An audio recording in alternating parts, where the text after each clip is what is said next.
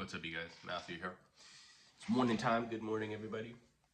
Coming to you with a video today. I feel like a lot of people in my generation, the Millennials. I was born in 1990, so I'm a millennial. A lot of us, I feel like, and I can relate because it's my story as well, got one-shotted by TV or the internet or YouTube or whatever, what's on cable, what's on the radio, right? Everything. We all kind of got one-shotted by it. And you could say it applies to every generation, but I feel like I have most experience being myself, and I'm a millennial. So I can confidently say that a lot of people that were born around the time period that I was definitely got one-shotted by a bunch of content and definitely got tricked, I guess. And I don't want to put it in terms of like, I know what the truth is and other people don't, and they're the ones that got tricked and I'm the one that kind of figured it all out. That's not how I'm putting things, but rather I feel like if you look at a lot of the beliefs that people have, they're very dogmatic, and you could say that about every generation, right? And the way that they are dogmatic is that they have some way of viewing the world that they think is the truth and it's the proper interpretation of reality. Whereas myself, after a long period of trying to truth seek and figure out what everything's about, have kind of ended up in this form of skepticism and agnosticism where I question a lot of stuff and I suspend my belief when necessary. And it's mostly because of the long journey, which consisted of more or less entertaining myself with a lot of sensationalist stuff or fantastical things. And the way I can describe that is that if you're born in the 1990s, what you originally grew up with in terms of like programming, let's call it, if you watched the History Channel, you would see normal history about like Benjamin Franklin, and this is the story when he got electrocuted while flying a kite, right? Stuff like that would be what you would find, and it's normal history. If you watched the Science Channel, it would, back in the early 90s, would have been normal science, just regular astrophysics or astronomy. It was astronomy, whereas these days it's astrology, right? So this is like, that kind of summarizes the difference between what you grew up with and what you get kind of in the early to mid 2000s, and especially going into the year 2012, things got pretty crazy in terms of the sensational content that was out there. So for example, if you were used to watching the History Channel, all of a sudden you found yourself basically tuning into alternative history. Not normal history, but alternative history. And sometimes I found some consistencies between like the regular vanilla history and the sensational stuff. Like when I was watching a bunch of documentaries on Egypt in the early 90s about how they built the pyramids, it was definitely a question. Like, we don't know how they built the pyramids. We just like try and simulate all these different ways, and they can't get a ramp because they need it to be like so far out there. It's just ridiculous. The ramp would be bigger than the pyramid. All sorts of things like that. And they kind of theorize that maybe they did a kind of like a, what's it called?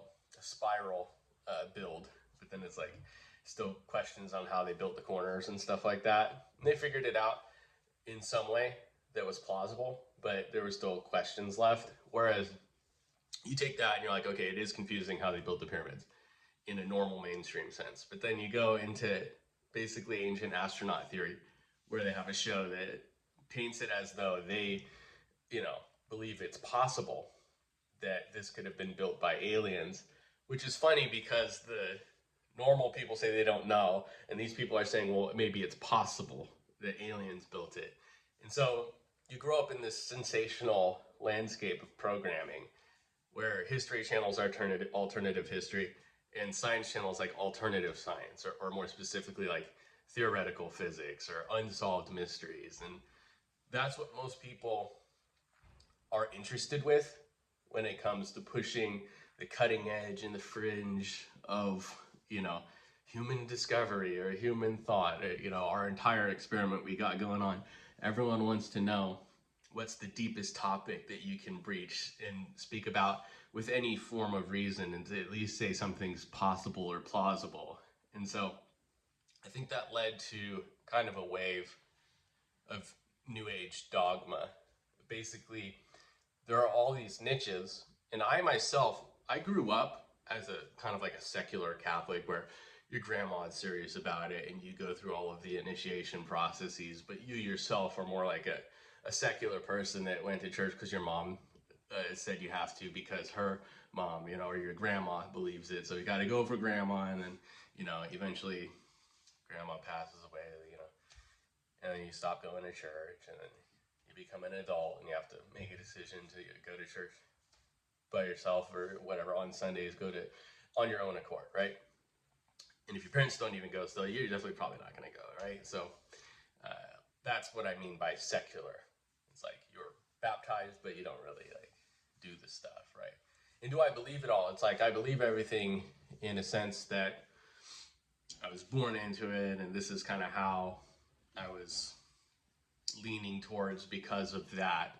But going through the whole, I guess, programming of a millennial, I began to be more agnostic, because what it does to you is it brings you into this kind of alternative to mainstream fundamentalist orthodoxy. And you begin to question orthodoxy. But then if you're more of an open-minded person, you go on this detour into more New Age spiritual things, and you end up questioning that as well, right? Which is natural. And I think that the more people kind of become enchanted by some form of truth that they believe is, I know that's kind of a contradictory, some form of truth is probably not the truth, right? But something to believe in, and then they become disenchanted by it. That whole process of like being born into a religion and being disenchanted by it, and being, you know, indoctrinated or programmed by cable TV, and then becoming disenchanted by it, becoming enthralled in some sort of politics and becoming disenchanted by it, like different forms of disillusionment, where you have like disillusionment of your concept of what the church is, or like disillusionment of your concept of what spirituality is, and then disillusionment of like, I guess, some form of technology being as disruptive as you thought, or disillusionment of some sort of political figure not being as influential or important as you thought. And I feel like the older you get, the more experiences you have with such things. But that my generation, what I view, and I see it a lot, you know, in a lot of people, is that a lot of people got swept up in these different forms of dogma and never went through that stage of disillusionment where they become to question.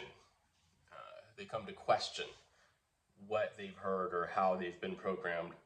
And I'm not pointing it in some like Noam Chomsky manufactured consent sense where everything is sinister programming, but a lot of people share things they're interested with, and a lot of the things that people are interested with pertain to some form of understanding that they believe is the truth and the way things are, and so they're trying to share it with the world, and then that becomes kind of a perpetuation of all of this basically questionable things being presented as though they are solid. And that creates these little communities, and online and the internet kind of exacerbates that whole process, because you get these enclaves online where basically if you believe in anything, no matter how niche it is, there's somewhere online where you can find a chat group of people that share that viewpoint and will tell you that you're not crazy. And then these days, even worse, you don't even need to find a person to agree with you in order to feel like, oh, this is a normal thing to believe in. Instead, you get basically like ChatGPT just telling you that, yeah, you're right. That's actually the way things are. These people are trying to poison you through your car vents, and you get these weird stories where people like, you know, end up committing suicide because they felt like they were alone in the world and that everybody was trying to deceive them. And that's not even talking about like actual schizophrenics that think that they're being gang stalked and that, you know, some sort of conspiracy is being plotted against them, right? All is to say that we live in a world that has been scattered, that has been, I guess, fragmented into all of these different ungrounded beliefs. And I feel like a lot of us, especially my generation, got one-shotted by basically cable television and YouTube and never made it out to their own kind of discovery of like their own discovery process, right? And that's what I kind of want to share with people. It's like a lot of people, like I posted a great reset video.